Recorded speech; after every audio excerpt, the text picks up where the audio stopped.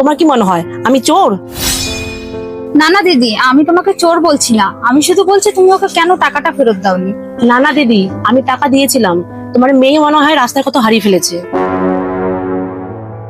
কিন্তু দিদি, ও তো বলছে তুমি কোনো টাকা ফেরতই দাওনি।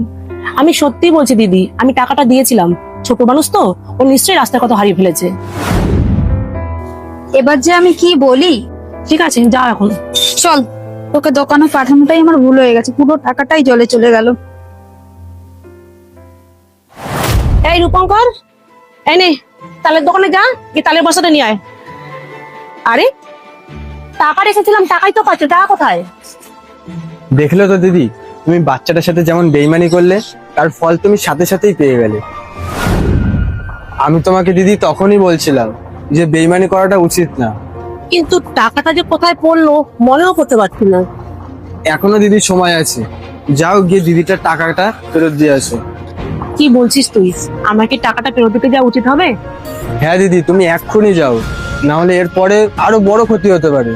তুই ঠিকই বলেছিস। তুই একটা কাজ কর, তুই দোকানটা খেয়াল রাখিস, আমি যে টাকাটা ফেরত দিয়ে আসছি, ঠিক আছে?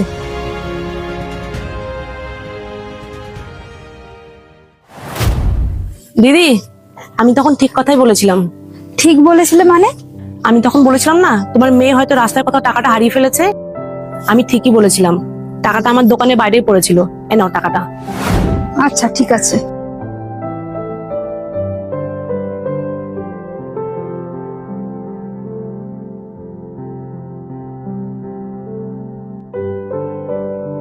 এটা কার টাকা?